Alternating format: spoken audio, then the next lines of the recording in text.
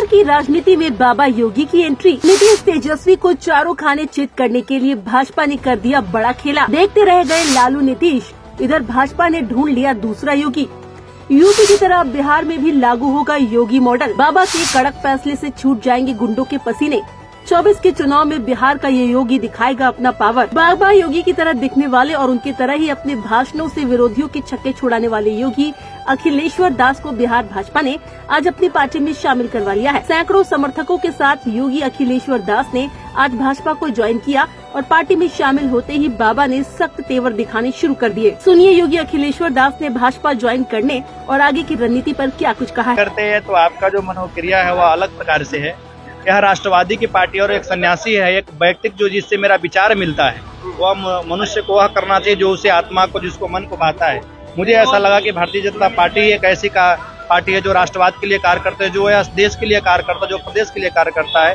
इसलिए आज मैंने भारतीय जनता पार्टी को ज्वाइनिंग किया। योगी जी से काफी प्रभावित है।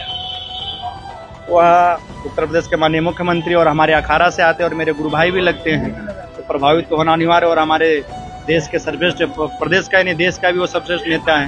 तेवर भी उन्हीं जैसा है, तेवर होना चाहिए। भाषण से वो विरोधियों को छक्के छुड़ा देते हैं। होना भी चाहिए। क्या करिएगा बिहार में, किस तरह का रोड मैप होगा आपका, क्या विजन लेकर आए हैं आप? अभी तो मैं आज आया हूँ, अब देखते रहिए कैसा क्या होगा। राम का विरोध हो रहा है, तुलसी को गाली दिया जा रहा है, रामचरितमानस को गाली दिया जा रहा है, इस पर क्या कहेंगे बिहार में? यह जो भी राम पे विरोध कर रहे हैं, राम का विरोध करने का तो कोई मतलब ही नहीं है। तुलसी पे, जैसे रामचरितमानस पे चंद्रशेखर जी का कुछ दिन पहले उनका वक्तव्य आया था। मैंने आपको पहले भी बताया था कि राम पे बोलने का, तुलसी पे बोलने का तो कोई मतलब ही नहीं है। वो तो एक स्ट्रेटजी था कि कुछ भी बोलकर हम मीडिया में बने रहे। राम के विषय में मैंने आपको पहले बताया था, आज भी बता दूं। राम के विषय में तो, तुलसी के विषय में तो रहीम ने भी लिखा है कि रामचरितमानस विमल संतत जीवन प्राण, हिंदुआन को वेद समझवनी प्रगट कुरान। अगर रामचरितमानस हिंदुओं को वेद की तरह है तो मुस्लिमों को कुरान है। और रामचरितमानस पे कौन क्या बोल सकता है? कोई भी वक्ता, बड़े से बड़े वक्ता, प्रोफेसर, जब तक रामचरितमानस, जब तक तुलसी को चौपाइयों पर नहीं बोलता है, जब तक उसका वक्तव्य सिद्ध नहीं होता है। तो उनकी जो उन्होंने बयान दिया उसका मैं कड़ी निंदा करता हूं। और ऐसे वक्तव्य सोच समझकर देना चाहिए एक अधिकारी, एक जिम्मेदार व्यक्ति को। देश के कई नेता विरोध, अखिलेश यादव, स्वामी प्रसाद मौर्य, बहुत सारे लोग नहीं, स्वामी प्रसाद मौर्य ही रामचरितमानस को तो उसने तो बोला है कुछ छंद नहीं, कुछ चौपाइयों को हटाया जाए। उनसे आप पूछिए कभी किसी अन्य धर्मों के विषय में आप बोल सकते हैं क्या? उनसे यह प्रश्न आप लोग कीजिए। एक सवाल बाबा कि आखिरकार सभी भगवादारी को बीजेपी ही क्यों पसंद है, सभी को कमल साहब क्यों पसंद है? ये बहुत बड़ा सवाल है। क्योंकि आपने बहुत अच्छा प्रश्न किया। भारतीय जनता पार्टी एक ऐसा पार्टी है कि जो राष्ट्रवाद को लेकर, आध्यात्मिक को लेकर, धर्म को लेकर और जिस प्रकार देश को मजबूत किया जाए, सिर्फ फर्स्ट नेशन, यानी जिस तरह यह राष्ट्र मजबूत हो, जिस तरह यह देश मजबूत हो, वह सारे कार्यकर्ता। इसलिए एक सन्यासी का कर्तव्य होता है सेवा करना।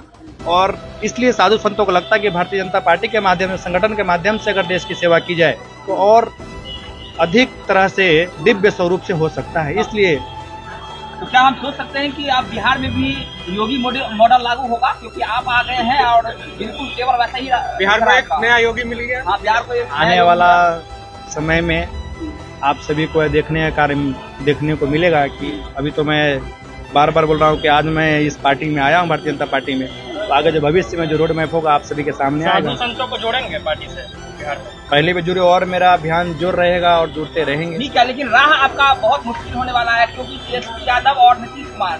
राह कोई मुश्किल नहीं है। दिनकर ने लिखा है, जब एक सन्यासी राजतत्व को स्वीकारता, जब एक सन्यासी जब राजनीतिक में आता है, तो दिनकर ने लिखा है कि हवन पुत कर्मे सुदन्न जटा जुट प्रदास चाज, जगह देखने को आएगा सन्यासी का राज, जगह देखने को आएगा सन्यासी के राज। इसी के साथ मैं अपनी वाणी को विराम देता हूँ। जय हिंद, जय भारत, जय बिहार।